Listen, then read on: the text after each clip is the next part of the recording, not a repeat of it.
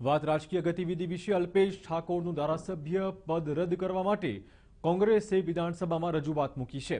કોંગ્રેસના નેતાઓએ વિધાનસભા અધ્યક્ષને લેખિતમાં અરજી કરી છે।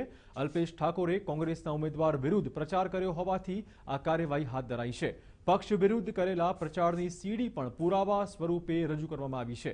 હવે અલ્પેશ ઠાકોરનું ધારાસભ્ય પદ રદ કરવું કે નહીં તે અંગેનો નિર્ણય વિધાનસભાના અધ્યક્ષ કરશે। મહત્વપૂર્ણ છે કે અલ્પેશ ઠાકોર કોંગ્રેસના તમામ પદ પરથી રાજીનામું આપી ચૂક્યા છે।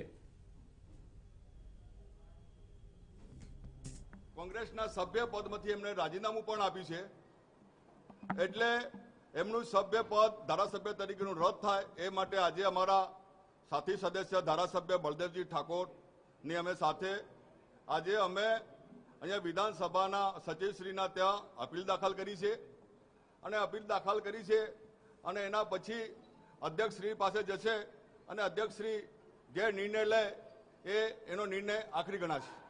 ભારતીય જનતા પાર્ટીના ઉમેદવારને જીતાડવા માટે, કોંગ્રેસ પાર્ટીના ઉમેદવારને હરાવવા માટે આખા સમાજને જે એમને અપીલ કરી છે, કોંગ્રેસના ધારાસભ્ય તરીકે કોંગ્રેસમાં ટિકિટ લઈને ધારાસભ્ય પદ કોંગ્રેસનું જ્યારે મળ્યું હોય ત્યારે કોંગ્રેસના ઉમેદવારોને હરાવવાના પ્રયત્નો કરી શકાતા નથી, પાર્ટી વિરોધી કામગીરી કરી શકાતી નથી।